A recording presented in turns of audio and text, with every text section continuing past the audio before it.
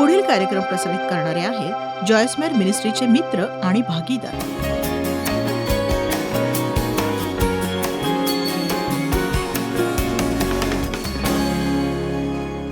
आज मी तुमच्याशी खास करून बोलणार आहे आपले निर्णय आपणच घेण्याविषयी आणि इतर लोकांना आपले निर्णय घ्यायची परवानगी न देण्याविषयी. जेव्हा प्रश्न निर्णय घेण्याचा येतो तेही खास करून आपल्या जीवनाविषयी, आपल्या कुटुंबाविषयी आणि ज्या गोष्टींविषयी देव तुम्हाला जबाबदार धरतो त्या बाबतीत, तेव्हा तुमच्यावर देवाचा अभिषेक हे लक्षात ठेवा. कारण बायबल सांगतं तुम्ही काय करावे याविषयी तुम्हाला कोणी शिकवण्याची गरज नाही, तर पवित्र आत्मा तुम्हाला वाट दाखवून सर्व सत्यात नेईल आणि चालवेल. हा तुमचा हक्क आहे, रक्ताने विकत घेतलेला, देवाने दिलेला हक्क, पवित्र आत्म्याचं नेतृत्व स्वीकारण्यासाठी.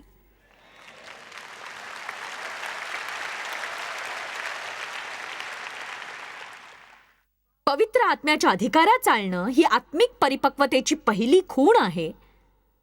रोमकरांस 8:14 जितक्यांस देवाचा आत्मा चालवतो तितके देवाचे मुलगे आहेत. फक्त देवाची मुलंच नाही आहोत आपण, कारण ती तर आपण आहोतच, तर जितक्यांस देवाचा आत्मा चालवतो तितके सर्व देवाचे पुत्र आहेत.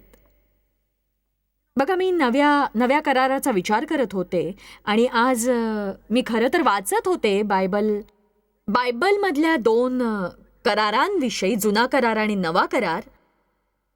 मी आजच्या दिवसासाठी वचनाची तयारी करत होते आणि मला वाटतं, म्हणजे माझी चांगलीच खात्री पटली आहे की जर कोणी जुन्या कराराखाली आपलं जीवन जगलं असेल तर त्याला नव्या कराराखाली जीवन जगण्याचं सामर्थ्य जितकं कळायला हवं तितकं कळलं नसेल. कारण जर तुम्ही नियमशास्त्राकडे पाहिलं तर लक्षात येईल की लोक पाळत होते ते फक्त नियम होते, विविध सूचना होत्या, मागण्या होत्या, हे करा आणि हे करू नका. हे काम खरंच खूपच मोठ्या तणावाचं होतं आणि देवाने सगळं काही त्यांना सोपवून दिलं नव्हतं. त्यात अशा गोष्टी होत्या ज्या लोक करू शकत होते किंवा करू शकत नव्हते. पण जेव्हा परुषी लोक होते, धर्मपुढारी, ते आजही आहेत, आजचे धर्मपुढारी, त्यांनी नियमशास्त्राला वेगळ्या स्तरावर नेलं. त्यांनी 10 आज्ञा घेतल्या आणि येशू येईपर्यंत 10च्या 2000 आज्ञा केल्या. बऱ्याचदा असं होतं की लोकच तुमचा नियम बनतात आणि त्यांच्या इच्छा आकांक्षा याच तुमची नियमावली बनून जातात आणि तुम्हाला असं वाटायला लागतं की तुम्ही ते करायलाच हवं. पण सत्य हे असतं की तुम्ही प्रभूचं नेतृत्व स्वीकारायला हवं. म्हणजे तुम्हाला काही परिस्थितींचा सामना करावा लागणार आहे आणि म्हणावं लागेल की जे मी करायला हवं ते हे नाही असं मला वाटतं. लोकांनी त्याला परवानगी दिली नाही तर ते तुमच्यावर प्रीती करणार नाहीत. आपण रोमकरांत 7:4 बघूया. माझा नवरा माझ्यावर प्रीती करतो, पण त्यामागचं एक महत्वाचं कारण आहे. तो मला झालेलं देवाचं पाचारण आणि त्याच्या नेतृत्वाखाली चालण्याचं स्वातंत्र्य ओळखतो. देव मला कधीच असं म्हणाला नाही, बघ तू इतक्या लोकांपुढे जाऊन उभी राहतेस तेव्हा मला लाजल्यासारखं वाटतं आणि माझ्याविषयी काय.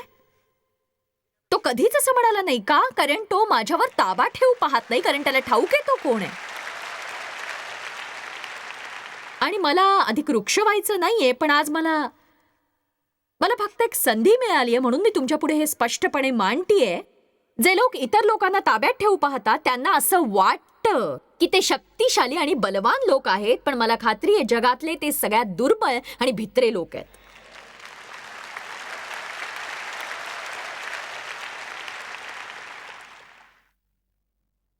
मला हे माहिती आहे कारण मी स्वतः फार चतुर आणि नियंत्रक होते आणि हे सगळं माझ्यातल्या भीतीपोटी आणि असुरक्षिततेमुळे होतं आणि मी ख्रिस्तात कोण आहे हे ठाऊक नसल्यामुळे होतं.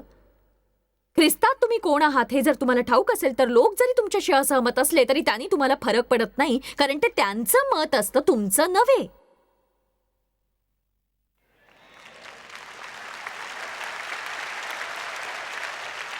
जर तुम्हाला ख्रिस्तात तुम्ही कोण आहात हे ठाऊक असेल तर तुम्ही योग्य आहात हे प्रत्येकाला पटवून द्यायची गरज नाही. एकदा मी माझ्या मैत्रिणीला म्हटलं की हे खूपच वाईट असतं जेव्हा आपण सिद्ध करत बसतो की मीच योग्य आहे. एक सांगू का, योग्य असणं हेच मुळात उच्च असतं. रोमकरांत 7:4 इतका कडाडून प्रतिसाद मिळेल याची अपेक्षा नव्हती मला, पण मला खरंच हे आवडलंय. मला वाटतं माझा अभिषेक झालाय. बघा, तुम्ही आपल्या जीवनात देवाच्या इच्छेनुसार पाऊल टाकता तेव्हा हेच होतं. जणू काही वेगळीच ऊर्जा तुम्हाला मिळते. तुमच्यापैकी कित्येकांना आपल्याला जे आवडतं ते करताना अधिक आनंद वाटत असेल, तर कित्येकांना एखाद्या दिवशी जे काही करावंसं वाटतं ते करण्यासाठी आपल्या जीवनात विशेष ऊर्जा मिळत असेल. आले काय आता ते पुन्हा त्या कंटाळवाण्या सभेला जाणे, कळत नाही या जाळ्यात कसा अडकलोय मी. किती बरं होईल हा वैताग एकदाचा थांबला तर. मला खरं तर कसंही करून मेरी जेनच्या बर्थडे पार्टीला जायचंय. मला ठाऊक आहे ती कशी आहे. मी जर गेलो नाही तर कच्चं खाऊन टाकेल ती बया मला. तुम्हाला ठाऊक आहे का, अशा प्रकारच्या हजारों हजारो गोष्टी आपण करत असतो. काही गोष्टी आपण कर्तव्य म्हणून करतो, तर काही गोष्टी आपण दयेपोटी करत असतो. पण बघा, जर हे तुम्ही देवासाठी करत असाल तर ते तुम्ही आनंदाने कराल. काही गोष्टी मी फक्त यासाठी करते कारण मला वाटतं की देव मला ते करायला सांगतोय आणि मी ते केलंच पाहिजे. मी देवाची सेवा करते त्याच्या इच्छेप्रमाणे वागून. पण जर मला कळलं एखादी गोष्ट मला एवढ्यासाठी करावी लागते कारण ती न केल्यामुळे कुणीतरी रागवेल, तर मी ती कधीच करणार नाही. मग कुणी कितीही चिडलं तरी चालेल.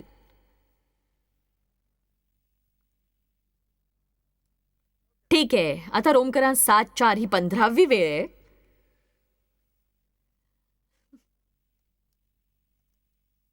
त्याप्रमाणे माझ्या बंधूंनो, तुम्हीही ख्रिस्ताच्या शरीराच्या द्वारे नियमशास्त्रासंबंधाने मृत झालात. नियमशास्त्रासंबंधाने जेव्हा तो मेला तेव्हा तो नियमशास्त्र पूर्ण करून म्हणाला, पूर्ण झाले. प्रभू येशूने हे उद्गार यासाठी काढले कारण नियमशास्त्रात दिलेल्या नियमांच्या उल्लंघनामुळे होणारा कठोर असा न्याय त्याने पूर्ण केला.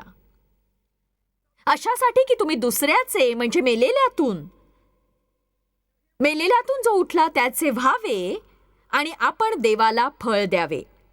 फक्त देवाला. आपण देवाला फळ कसं देणार? जर आपण देवाचं न ऐकता इतरांचंच ऐकलं तर? आत्मिक पुढाऱ्यांनी सावध राहायला हवं आणि ख्रिस्ती लोकांनीही खूपच सावध राहायला हवं. मला विश्वास आहे देव म्हणतो हा शब्द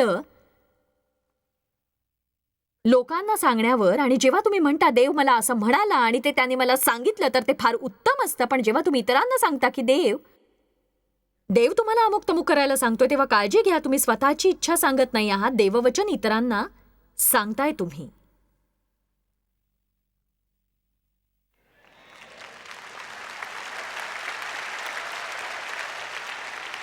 तू त्याच्याशी लग्न करू नयेस असं देवानेच मला सांगितलंय.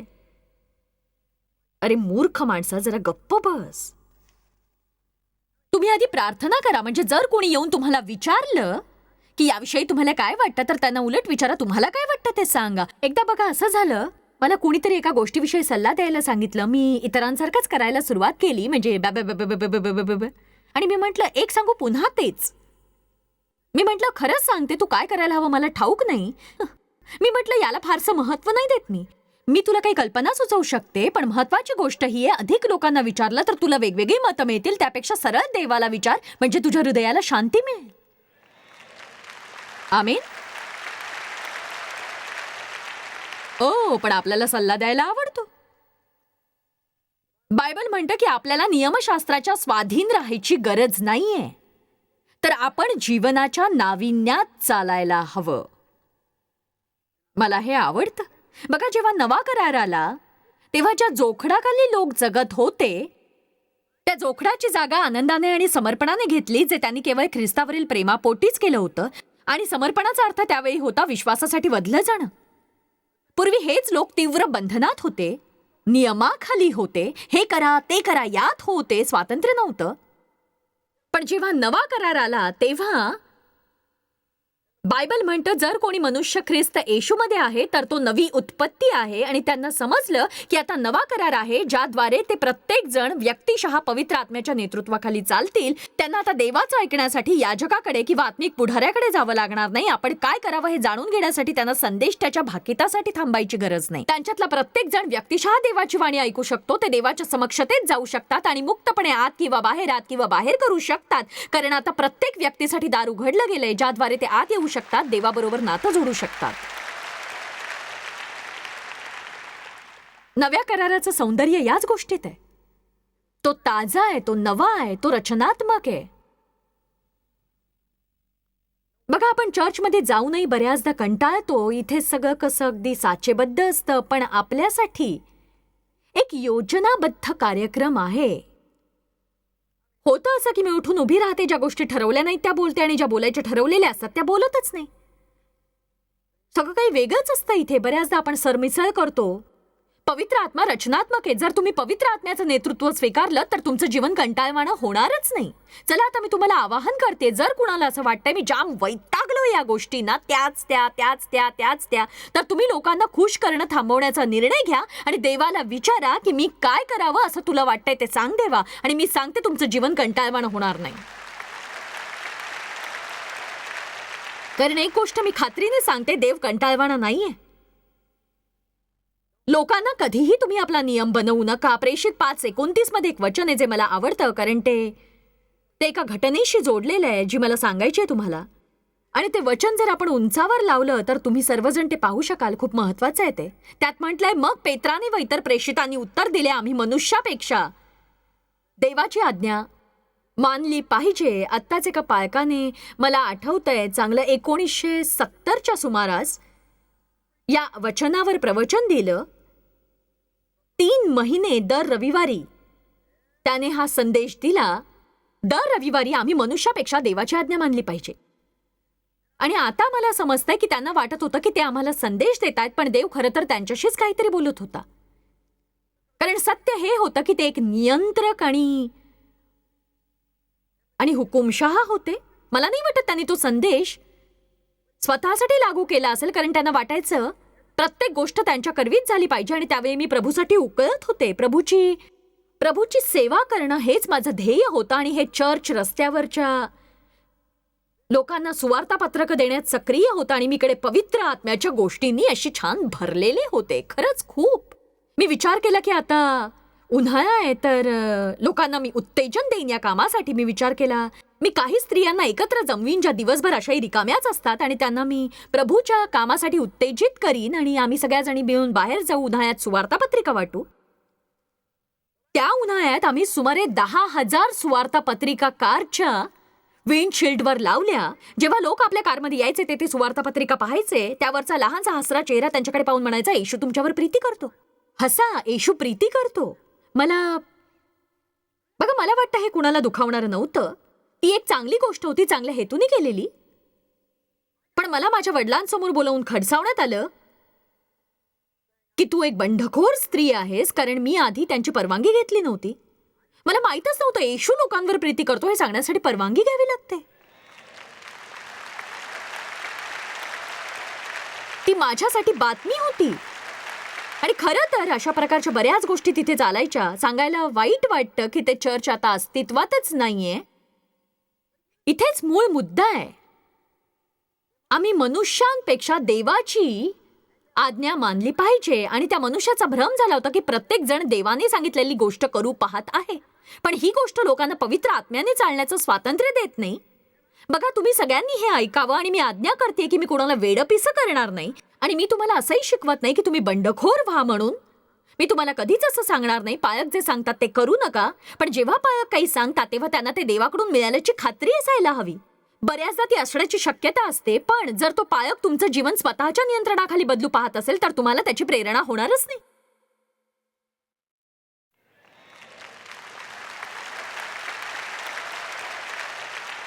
मी बाहेर पडण्यास मुश्किल असलेल्या संकटात सापडली आहे का? माझं म्हणणं कळतंय का तुम्हाला? कृपया बंडखोर होऊन असं म्हणू नका की जॉयस म्हणाली की तुम्ही जे काही सांगता ते मी करू शकत नाही. मी तुम्हाला हे सांगत नाहीये. मी काही मार्गदर्शक तत्व सांगतेय. मी लोकांच्या आराधनेच्या वेळेला तंबोरा वाजवू देणार नाहीये. तुम्हाला चाव्यांशी खेळायची सवय असेल, पण इतरांना अडथळा होऊ नये म्हणून आम्ही ते होऊ देत नाही. मी लोकांना त्यांचे पाळीव प्राणी आणू देत नाही. एकदा एका स्त्रीने तिचा इग्वाना आणला होता. तिच्या पर्सला चिकटून बसलेला तो लांब प्राणी. तिथे समोरच ती बाई त्या मोठ्या मोठ्या डोळ्यांच्या प्राण्याला घेऊन अशी बसली होती.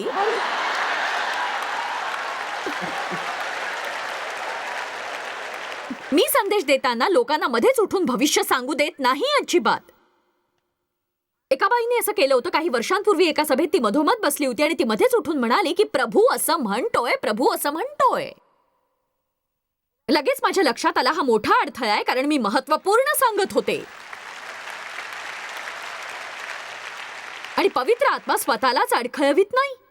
प्रभू असं म्हणतो की तुझी सेवा तू मला दे आणि माझ्या स्वाधीन हो, माझ्या स्वाधीन. मी म्हटलं खाली बस आणि गप्प राहा तू.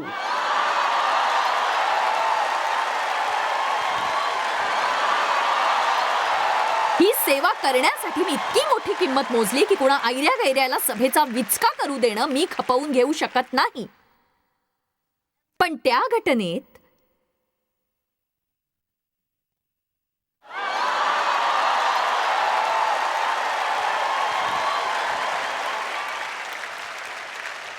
घटनेत मी काही नियंत्रक किंवा हुकुमशहा नव्हते, नक्कीच नाही.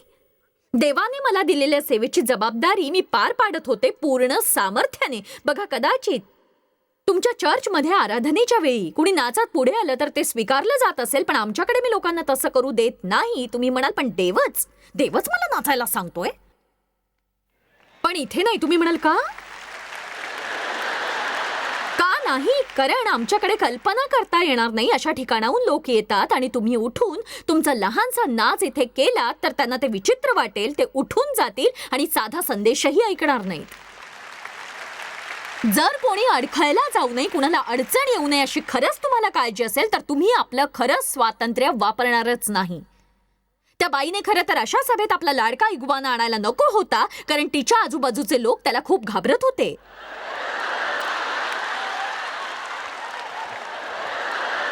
काही असो, प्रभूची स्तुती असो.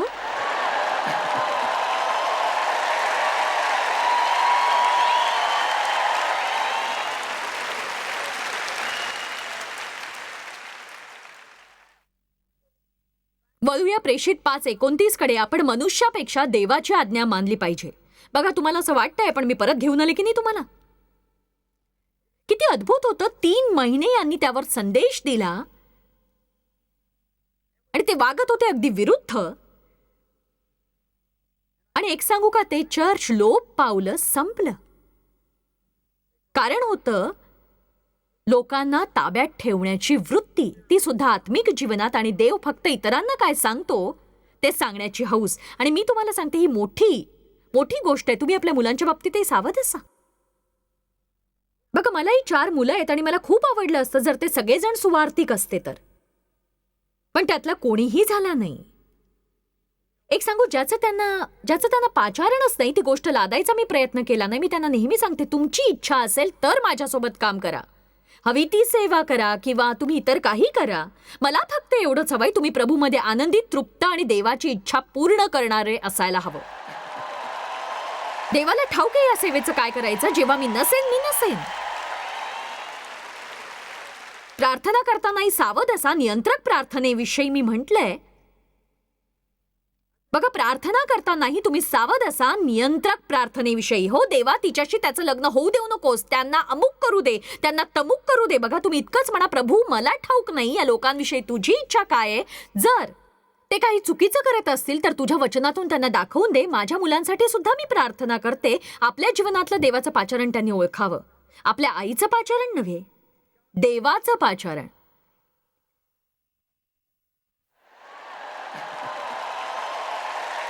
बघा, कितीतरी तरुणांच्या जीवनाचा विचका होतो केवळ आपल्या आईवडिलांकडून काही अवास्तव अपेक्षा ठेवल्यामुळे. आणि मुलांकडून सुद्धा तुम्ही एवढीच अपेक्षा बाळगा की त्यांनी देवावर प्रीती करावी, तो सांगतो ते करावं. त्यांच्या करवी आपल्या स्वप्नपूर्तीची अपेक्षा बाळगू नका तुम्ही. ठीक आहे, आता आणखी एक गोष्ट मी तुमच्या पुढे ठेवते, बघू हाताळता येते का. कलस्सेकर 3 मध्ये जाऊया.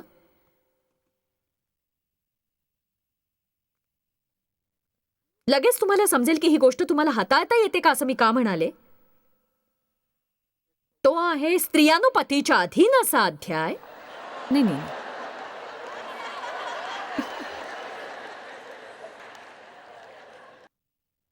ओ, खरंच सांगते, ही वचनं इतकं काही शिकवून जाणारी आहेत आपल्याला.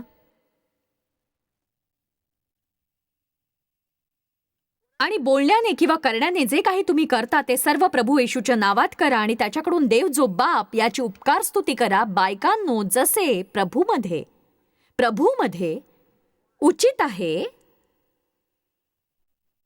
तसे तुम्ही आपापल्या नवऱ्याच्या अधीन असा. प्रभूमध्ये उचित आहे नवऱ्याच्या अधीन असणं. आता इथे अधीन हा शब्द दर्शवतो जुळवून घेणं, तडजोड करणं शांतीसाठी आणि सगळं काही योग्य दिशेने होण्यासाठी. जसं मी देवशी जुळवून घेतलंय, त्याच्या गोल्फमुळे मी चरफडत नाही आता, खरंच नाही. आमेन.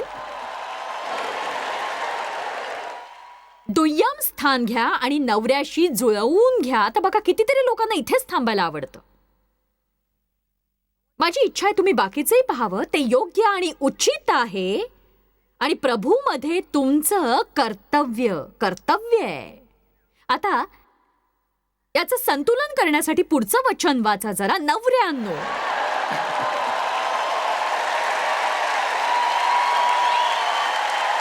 बायकोविषयीच्या काही गोष्टी वाचल्यानंतर नवऱ्याविषयीच्या गोष्टी न वाचणं मला आवडत नाही.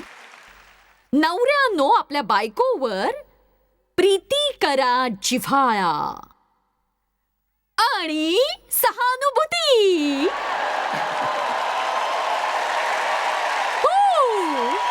आत्ता संदेश पोहोचला. याचा अर्थ जेव्हा ती रडते तेव्हा तिला कुशीत घेऊन प्रेमाने म्हणा, मी समजू शकतो.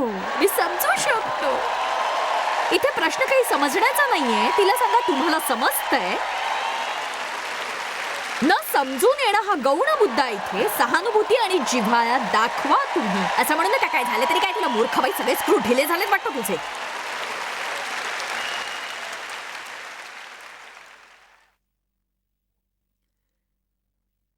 मला वाटतं हा संदेश वर्मी लागतोय. मी तुम्हाला सोडवण्याचा प्रयत्न करते आणि